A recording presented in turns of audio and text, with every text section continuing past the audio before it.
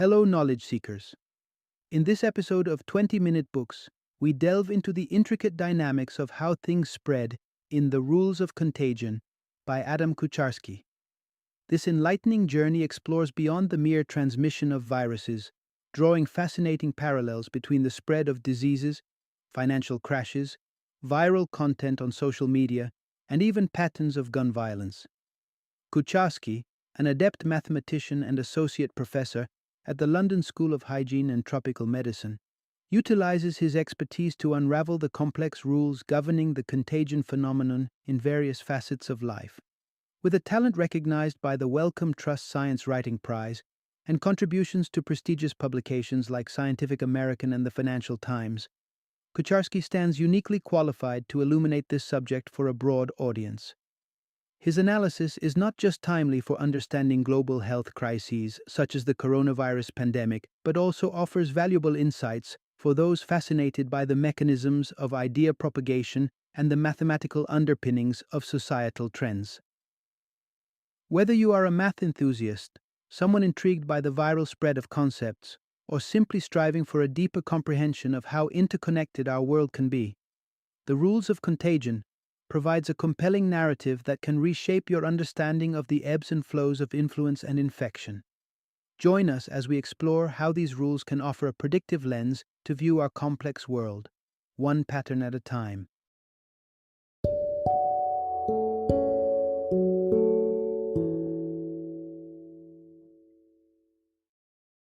The Rules of Contagion: Why Things Spread and Why They Stop. Introduction: Unlocking the Mysteries of How Things Spread. Imagine a world where understanding the invisible threads that connect our lives could prevent a pandemic, halt the spread of misinformation, and even reduce gun violence. Sounds compelling, doesn't it?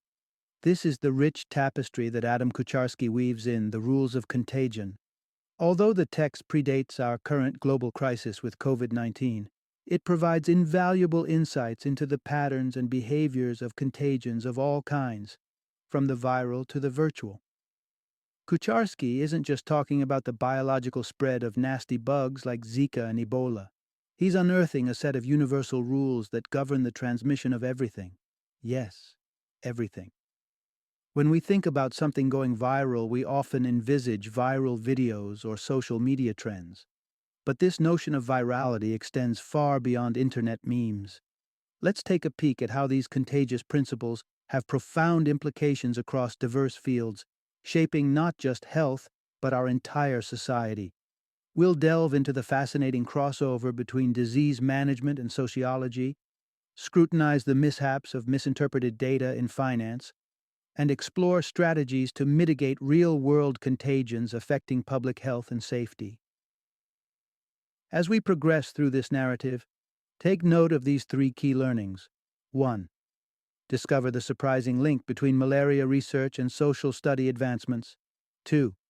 Gain an understanding of how erroneous correlations contributed to a catastrophic financial meltdown. 3. Learn how the guiding principles of contagion are instrumental in efforts to diminish gun-related violence. Prepare to embark on an intellectual journey through the landscape of contagions, armed with the curiosity to unravel how the invisible becomes unstoppable and where knowledge is power in controlling the uncontrollable. Part 1. The Mathematical Breakthrough in Understanding Disease Spread. We stand atop the shoulders of giants, equipped with vaccines and clean water, defending humanity against the onslaught of diseases that once ravaged civilizations. The battle against ailments like malaria, smallpox, and measles is being won, thanks to the concerted efforts of the past blending with the brilliance of modern science. The unsung heroes in this saga? Mathematical models, vessels that transport us from chaos to understanding in the realm of contagions. Let's delve into the groundbreaking shift that occurred when mathematics married medicine, transforming our approach to predicting and controlling the spread of infectious diseases. The story begins with a pioneering surgeon who had an epiphany about mosquitoes, and ends with a mathematical model that remains a cornerstone in epidemiology. The crux of our tale lies in the profound impact of math and modeling on how we grasp the ebb and flow of contagions.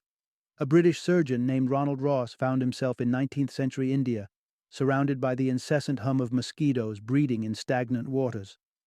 Provoked by curiosity and determination, Ross embarked on a journey to decipher the cryptic relationship between these pesky insects and the scourge of malaria. Fast forward to a decisive sabbatical in London, and Ross encounters Dr. Patrick Manson, whose revelations about parasites in mosquitoes offered Ross the missing puzzle piece to his theory on malaria transmission. A groundbreaking experiment involving birds would soon cement Ross's reputation. By demonstrating that mosquitoes were not just nuisances but vectors of malaria, Ross opened a new frontier in understanding infectious diseases. But Ross wasn't content with just unmasking the carriers of disease. He aspired to craft strategies to quell their spread. In the pages of his seminal work, The Prevention of Malaria, Ross unfurled his mathematical models, revealing how the delicate dance between the rates of infection and recovery could determine the fate of a disease. He proved, with unassailable logic, that tipping the balance in favor of recovery could eventually eradicate an infection from a population. Consider this. Approximately 48,000 mosquitoes were required to trigger one new human case of malaria. Hence, targeting the breeding grounds, stagnant waters where mosquitoes flourished, would dramatically slash the number of new infections. Ross's early foray into the analytical dissection of contagion opened our eyes to a novel methodology, one where numbers and equations would become as essential to public health as the very medicines administered to those in need. Thanks to the ingenuity of this early mathematical approach, today's epidemiologists carry a torch that illuminates the path to disease prevention.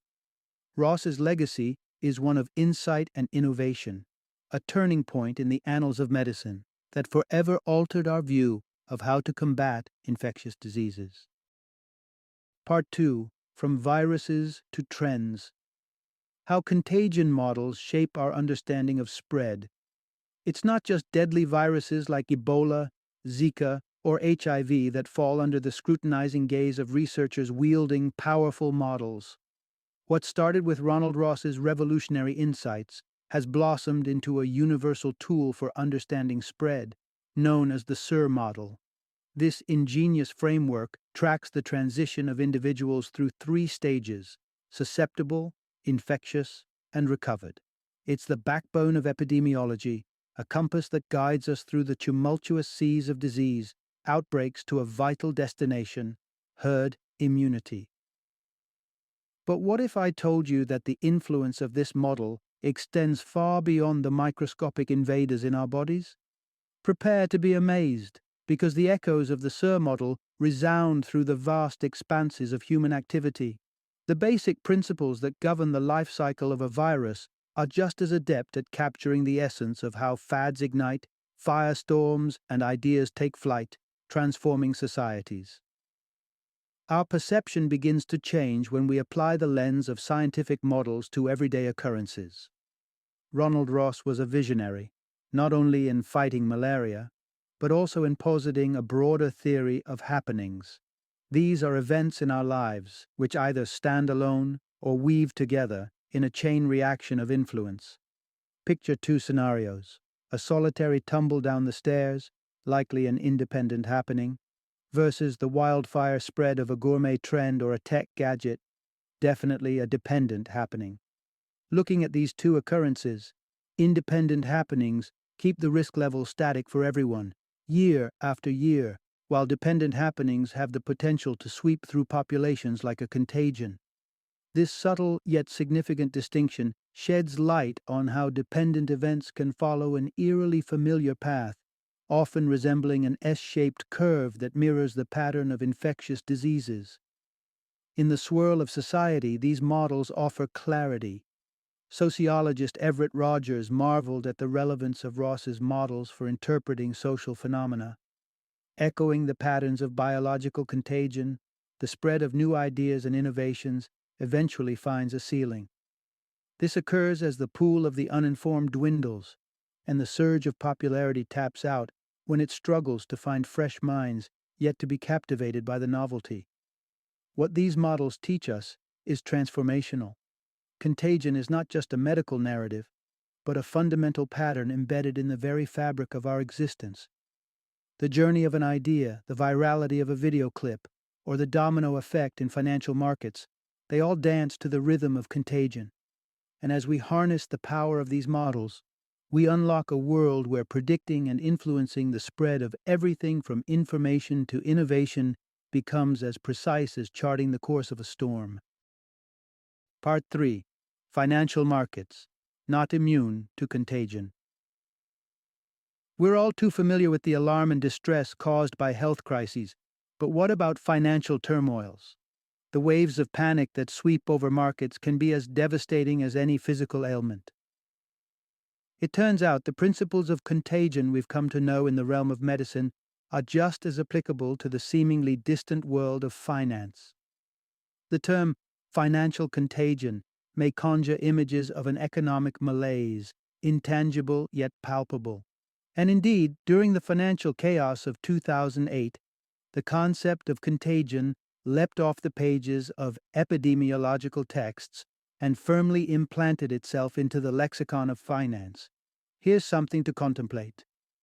The trading of collateralized debt obligations, known as CDOs, became the trend du jour among those navigating the financial seas. Promising low risk for a potentially high return, these intricate financial instruments bundled various loans, including the mortgage kind. With investors reaping a share of the repayments, it became a fad, luring countless to invest, enticed by the glittering promise of wealth. Now, this viral spread of CDO investments across the financial marketplace mirrored the infectious spread of a virus within a population. Credit expert Janet Tavakoli likened the phenomena to a highly infectious thought virus that had found fertile ground in the minds of market players. But lurking beneath the allure of CDOs was an impending crisis. The continuous rise in housing prices, which had previously buoyed the perception of low risk, was the Achilles heel. The slip in property values revealed an uncomfortable truth. The ostensibly secure CDOs held within them a risk that was exponentially higher than anyone had accounted for. Suddenly, investments once considered sound were anything but. When reality struck, it did so with the ferocity of a contagion reaching its peak. The revelation that CDOs were built on a foundation of sand sent shockwaves through the financial ecosystem. Renowned institutions like Lehman Brothers and Bear Stearns found themselves in the throes of this financial pandemic, and the collapse ensued, leaving behind a trail of corporate casualties and vanished fortunes. The striking lesson we glean from these financial implosions, from the tulip mania of the 17th century to the dot-com bubble, is the unmistakable pattern they share with biological contagions. Ideas about wealth and investment proliferate with vigor and are eagerly embraced, fueling frenzies that spiral upward until, inevitably, reality checkmates the unsustainable growth and the entire construct tumbles. The wisdom embedded in contagion models extends its hand to finance, teaching us that the unchecked propagation of financial products, trends, and ideas can lead to systemic crises. Like the spread of a virus, an inflection point is reached where growth becomes untenable and the inevitable decline sets in. It's a stark reminder that economies, much like our bodies, are not immune to the laws of contagion. Part 4. Criminology meets epidemiology. Violence as a contagious disease. To most of us, the idea that criminal behavior could spread in a manner akin to infectious diseases might seem far-fetched. Yet, when we look at the statistics, a surprising pattern emerges, drawing a startling correlation between the spread of violence and the transmission of diseases. With each statistic, we uncover more of this hidden connection. Consider the intriguing concept that crime, particularly violence, doesn't simply occur in isolation. It propagates, like ripples expanding on the surface of a pond after a stone is cast. Epidemiological tools often used to track the path of contagious illnesses reveal a similar trajectory when applied to acts of violence. This revelation first came to light in the mid-19th century thanks to Dr. John Snow, who cleverly used a map to trace a cholera outbreak back to a shared water source. Since then, maps have become a critical asset in the epidemiologist's arsenal. Fast forward to contemporary times, where Dr. Gary Slutkin discovered an uncanny resemblance between cholera spread maps and the patterns of homicides in U.S. cities. Similar to the way infectious diseases claim territories, acts of violence often cluster, then ripple outward, marking their territory. On the streets of Chicago, sociologist Andrew Papachristos unearthed a disturbingly precise statistic. For every 100 individuals shot, 63 subsequent shootings were likely to occur, a phenomenon he described as contagion, with gun violence exhibiting a reproduction number of 0.63. It falls within a quantifiable range that is characteristic of infectious contagions, though less than the R values of Ebola or pandemic flu. Despite gun violence not reaching the contagion levels of devastating diseases like smallpox, the manner in which we can approach it has transformative potential. It hints at the possibility of applying disease control strategies to curb the transmission of violent behavior. Dr. Slutkin's work gave birth to this approach with Cure Violence, an organization pioneering the treatment of violence as a contagion. Their violence interrupters venture into high-risk neighborhoods, much like healthcare workers stepping into epidemic hot zones, aiming to halt the cycle of aggression with conflict mediation and support.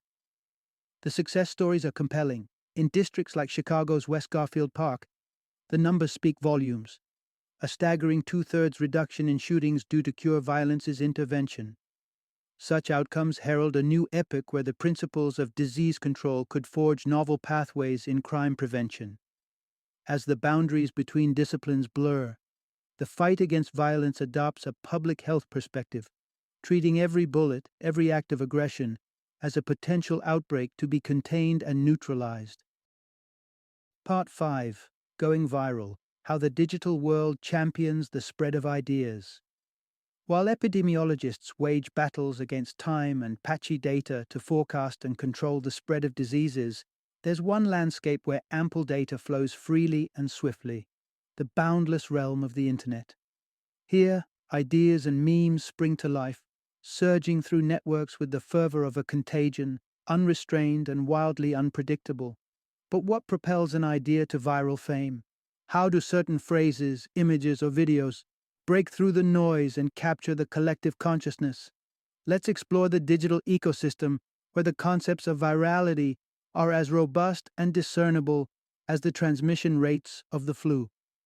The beacon of this phenomenon is none other than Jonah Peretti, a man who unwittingly stumbled into viral fame and subsequently harnessed it to shape the digital media landscape. Think back to 2001, when Peretti, then a graduate student, found himself locking horns with Nike over a customized sneaker order that hit a nerve. His cheeky request for sweatshop to grace his shoes was met with corporate resistance, sparking an email exchange that would spiral into viral territory. The resulting publicity blitz shone a spotlight on Peretti as a master of contagion, though not of the physiological kind. Armed with the knowledge that the digital arena provided fertile ground for ideas to proliferate, Peretti embarked on a mission to craft contagious online content.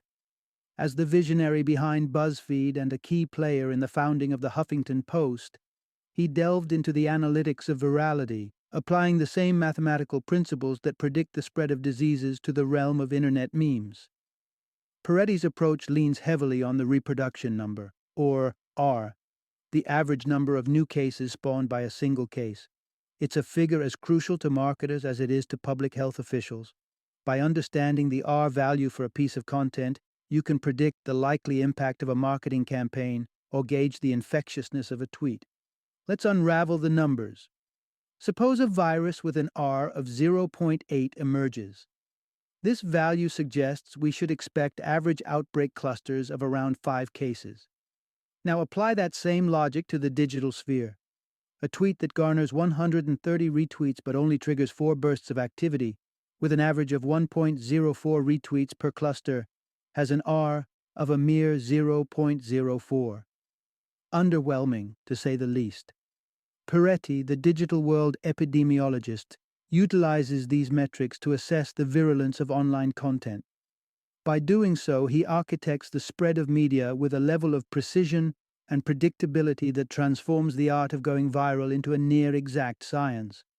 In this ever-connected age, the rules of contagion transcend the physical barriers, effortlessly jumping between the world of atoms and the world of bits, binding together the spread of viral diseases and viral ideas under a shared, universal thread of understanding. The science of virality, whether in the echo chambers of social media or the corridors of a hospital, illustrates the fascinating interplay between mathematics, behavior, and the unstoppable flow of information. Part 6. The elusive nature of viral content and the myth of influencer dominance. In the digital labyrinth of Twitter feeds and social media streams, it feels as if viral sensations are around every corner. The reality, however, is starkly different. Scroll through your Twitter timeline and you'll find that the vast majority, a whopping 95% of tweets, fail to ripple beyond the confines of their creators. True viral spread, the kind that circles the globe, is an anomaly, not the norm. The tangled web of virality has captured the attention of digital gurus like Jonah Peretti, as well as research powerhouses at Microsoft and Facebook. These curious minds delve into the vital questions. What catalyzes an online snippet to become an unstoppable wave, spreading from screen to screen, node to node? It appears that there's a resemblance between the spread of memes and the spread of microbes. Take the flu, a wily adversary that defies the same vaccine twice by mutating and presenting a new puzzle each year. Our digital culture is witness to a similar phenomenon. Memes morph, alter, and evolve, their infectiousness amplifying with each transformation. The narrative of a viral sensation is often woven with tweaks, a shift in phrasing, a new context, a twist on a cat meme, trivial alterations that compound into a cascade of clicks and shares. On Facebook, adding the simple phrase "post if you agree" to a statement about healthcare affordability doubled its likelihood of being shared. And what about the much-touted influencers, deities of the digital domain? Surprisingly, their divine touch is not as potent as you might think. In-depth studies on the impact of these super spreaders suggest that their ability to trigger widespread virality is overstated. A celebrity with a legion of fans can share content, but there's no magic formula ensuring it will ignite the collective imagination. Peretti himself punctures the myth of influencer omnipotence with a down-to-earth analogy. A viral titan on the internet, he notes, might infect 11 others as opposed to a mere 2, far from the mass contagion one might expect. Researchers poring over troves of popular tweets have yet to conclude what universally makes content spread like wildfire. It suggests that the ingredients for virality, much like the myriad factors influencing pandemics, are complex and elusive.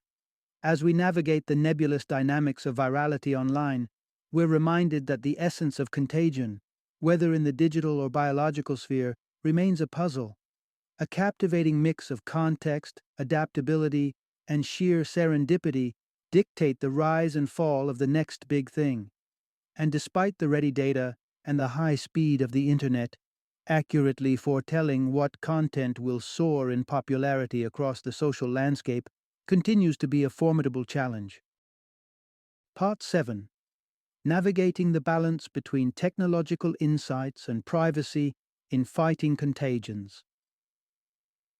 In a world where technology increasingly intertwines with our daily lives, it presents itself as a double-edged sword, especially in understanding and managing the spread of contagions. While technology abounds with capabilities to shed light on patterns of transmission and behavior, it's not without its caveats. Social media, the global digital town square, is not just an amplifier of messages, but also a fertile ground for the proliferation of inaccuracies. The speed at which untruths can circle the globe is matched only by our heartbeats, painting an intricate picture of how social contagions can be as potent and perilous as biological ones. Organizations such as Cure Violence leverage the analytical prowess of technology to combat crime epidemics. Yet, there looms the shadow of historical bias, with data mined from past trends potentially perpetuating long-standing racial prejudices in community policing. It is a reminder that, while technology can point us forward, we must tread cautiously to ensure the solutions we create do not echo the inequalities of yesterday. In the health domain, despite the marvels of modern science allowing us to unravel the genetic tapestries of diseases like the Ebola virus, these revelations often come in the aftermath, as a post-mortem of tragedy rather than a preemptive strike. Nevertheless, our capacity to collect, analyze, and utilize real-time data from tech giants like Google and Facebook carries untapped promise for outbreak management. This leads us to a pressing philosophical and ethical inquiry. What are the limits of using such data? The debate flares when personal information, capillaries of individual privacy, risks becoming a torrent for commercial and political exploitation, as exemplified by the infamous case involving Cambridge Analytica. In contrast to these concerns stands the author's experience with a study alongside the BBC, where citizens knowingly and willfully partook in an experiment, the Contagion program, sharing data via an app to fuel research on contagion patterns. The success of such an endeavor hinged on transparency and consent. Participants engaged with clear knowledge of the data's intent, enabling a collective leap forward in our understanding of contagions. Therein lies the crux of technology's role in tracking and combating contagions. Its power for remarkable good is hedged by the imperative of transparency and trust. Only when individuals grasp the exact nature of their data's use, free from obscurity and shadow, can we truly harness technology's potential in service of the common good. It calls for a delicate balance, a symphony of innovation attuned to the respect for privacy, to ensure that the tools we wield to defend human health and safety do not, in turn, compromise the very freedoms we cherish. Final summary. Contagion is a concept that weaves its way through history, revealing a tapestry where the spread of diseases, ideas, financial crises, and even social behaviors are interconnected, each following a set of shared principles. The journey from understanding malaria transmission to interpreting today's digital virality and urban violence patterns reflects our evolving grasp of these fundamental rules. The insight that Ronald Ross provided over a century ago has branched out into a myriad of applications. We now recognize that viral ideas permeate society, much like pathogens slip through populations.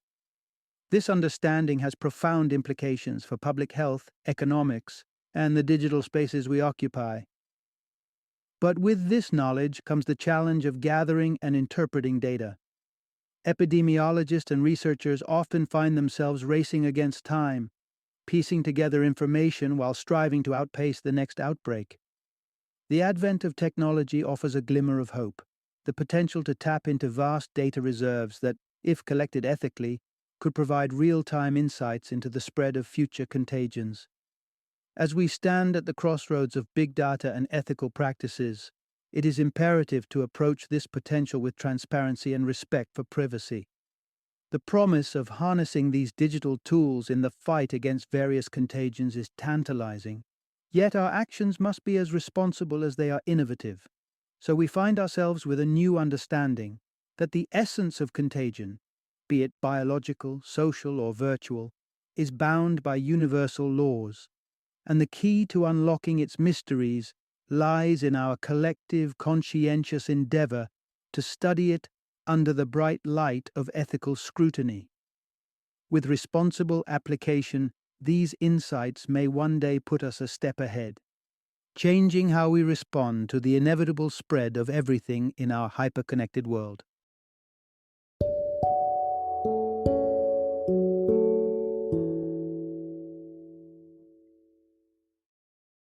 Thank you for joining me today on this journey of learning and discovery as we explored the insights of another thought-provoking book in our growing library of knowledge. If you've enjoyed our time together, please take a moment to follow our podcast, give us a 5-star rating, and share 20-minute books with other knowledge seekers. Your support truly means a lot. Don't forget to join me again in the next episode, where we will delve into another enriching book. Until then, happy reading and happy listening.